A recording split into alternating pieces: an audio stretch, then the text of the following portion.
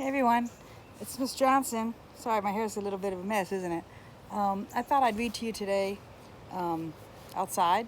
I'm making this video on Sunday because it's so nice out today. And I hope you guys are all doing good and you've had a good weekend. I'm going to try reading to you outside. We'll see how it goes, okay? If my dogs don't bother me too much. It's just too pretty out to be inside right now, okay? Hope it's okay with y'all.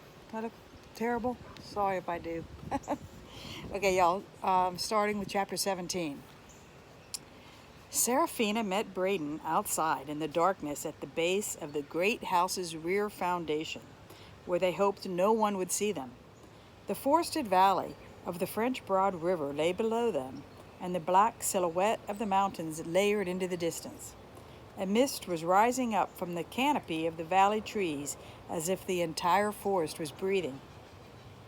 "Did you see how well Mr. Thorne played the piano?" Serafina asked in disbelief. "Did you know he could do that?" "No, but he can do a lot of things," Braden said, pulling the bits of chicken out of his pocket and handing them over to her. "You're right, he can," she said as she gobbled the chicken down. "We keep saying that, but how is it possible?" "It's just the way he is," Braden said, as Serafina slurped up the clotted cream. You guys ever heard of clotted cream? I'm going to go away from the book for just a minute. It's an English thing, and you put it on scones, and it's like, it's almost like a whipped cream and icing type of thing put together. It's really good. Anyway, she said, "But what do you know about Mr. Thorne?" she asked as she wiped her mouth. "I mean, what do you really know about him?" "My uncle says that he should be an inspiration to us all." "Yes, but how do you know you can trust him?" "I told you, he saved Gideon, and he's been very helpful to my aunt and uncle. I don't understand why you dislike him so much." "We've got to follow the clues," she said. "He's a good man," Braden said, becoming increasingly upset. "You can't just go around accusing everyone. He's been nothing but nice to me." She nodded in understanding. Braden was a loyal person. "But stop for a second. Who is he, Braden?" "He's a friend of Mr. Bendel and my uncle." "Yes, but where does he come from?" "Mr. Bendel told me that way back before the war between the states," that's the Civil War, you guys, "Mr. Thorne owned a large estate in South Carolina, and it was burned and destroyed by the Union troops. He'd been born and raised a rich man, a landowner, but he lost every penny and had to flee for his life." "He doesn't seem poor now," she said, confused by the story. "Mr. Bendel said that after the war, Mr. Thorne was so poor he could barely survive. He had no house, no property, no money, and no food. He became a homeless drunk, wandering through the streets, swearing obscenities at any northerner who happened to walk by." Serafina frowned. "This is Montgomery Thorne you're talking about? The man who can do everything? Your description doesn't match with the Mr. Thorne I've seen." I know, Braden said in exasperation. "That's what I'm saying. He's had a very hard life, a bad life. But he turned himself around. He's been nothing but kind to me. You have no cause to think ill of him." "Just finish the story you were telling me. What else? What happened to him? How'd he get here?"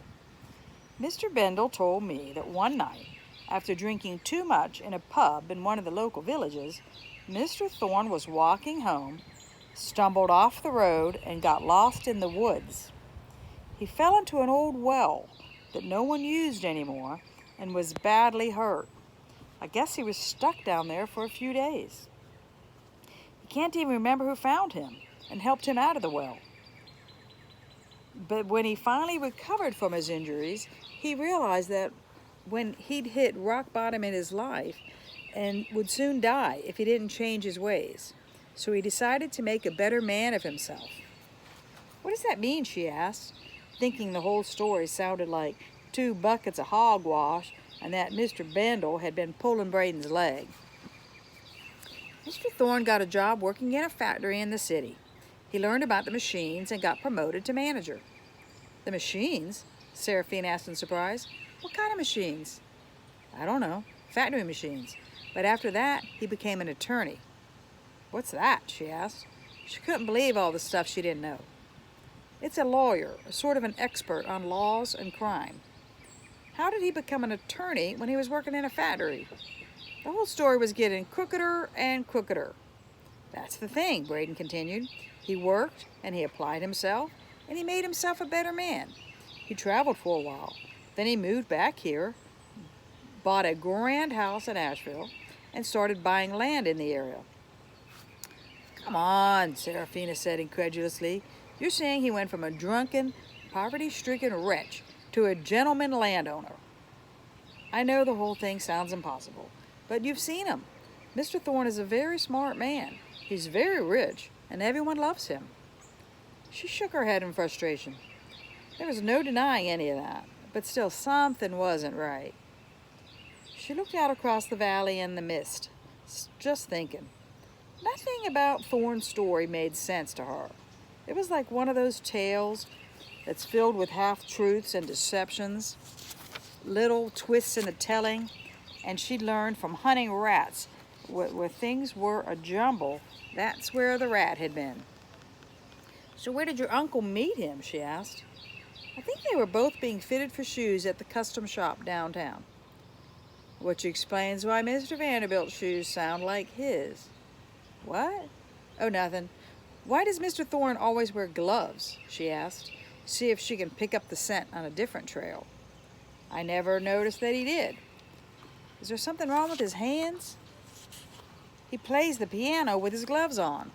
Doesn't that seem very strange? And he was wearing leather gloves the morning the men found you in the carriage on the forest road, even though it wasn't that cold. And you said he was an expert at machines. Do you think he could break a dynamo so that not even the smartest mechanic in the world could fix it? What kind of question is that? Braden asked in confusion. Why do you... And how did a southern plantation owner learn Russian? I don't know, Braden muttered, becoming increasingly defensive. And what did he say to Mr. Rostanoff? Braden shook his head, refusing to believe anything. I don't know. Nobody's perfect. You said he was extremely smart.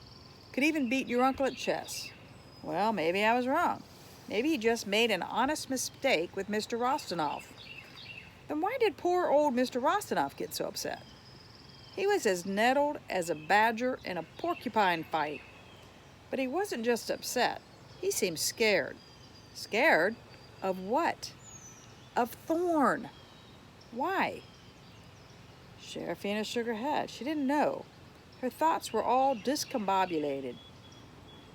But it felt like the clues to the mystery were swirling all around her. All she had to do was put them together. Where exactly was the rat hiding? That was the question. You told me that when your aunt met Clara Brahms, she wanted you to be friends with her, Serafina said, trying another path. Yes. Well, how did your aunt and uncle first meet the Brahms family? Braden shrugged. I don't know. My uncle knew them somehow. Your uncle, Serafina said, sensing another connection there. Why do you say it like that? Braden asked offensively. My uncle doesn't have anything to do with any of this, Serafina, so just take it back. Who told him about Clara being good at piano? How did he hear about her? I don't know. But my uncle isn't responsible for any of this. I can tell you that much. Try to remember, Braden, she said. Who first told him about Clara Brahms? Mr. Bendel and Mr. Thorne were always going to symphony concerts and things like that. And Clara was an exceptionally talented piano player, she said, remembering the maid's words to the footman. She kept trying to think it through. She was getting the same tingling feeling she felt when she was closing in on one of her four-legged enemies. Yes, I heard her play the first night she came to the house. She was extremely good. And you've heard Thorne play. Yes, you heard him. He's an excellent player. And then Braden paused. He frowned and looked at her in surprise. You don't think... She just stared at him, seeing if he would come to the same conclusion she did. Many people know how to play the piano, Serafina, he said firmly. Not me, she countered. Well, no, me neither. Not like that. But I mean, a lot of people do know how to play the piano really well. And speak Russian. And play the violin too. Well, sure. There's Tchaikovsky, and he's a very, very famous composer, Tchaikovsky. If you guys have ever heard of the Nutcracker, that's Tchaikovsky. I don't know what that is, Mr. Know-It-All, but is he also a chess player?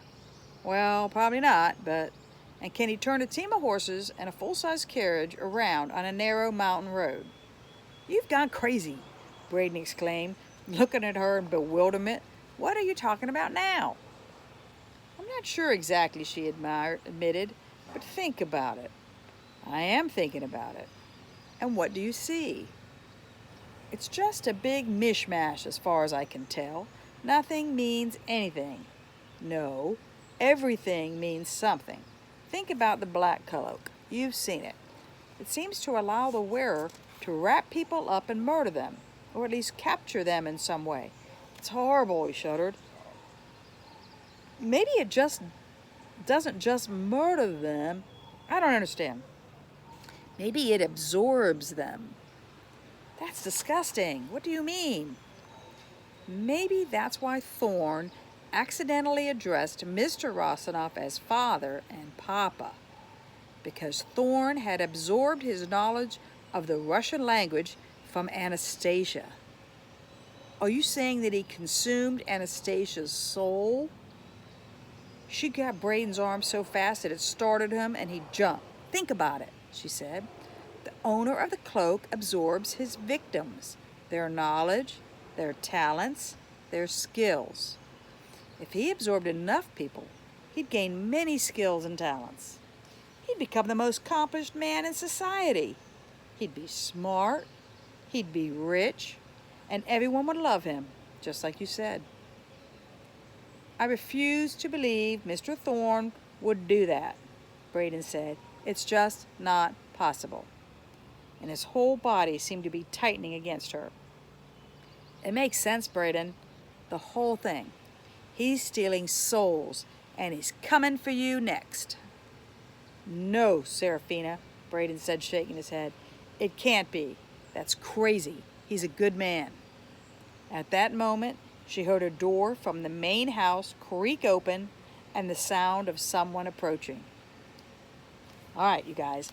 I just finished chapter 17. I'm trying another new method. And I'm sorry we keep doing this, but things just don't work the way they should. So now we're going to try to do this maybe through YouTube.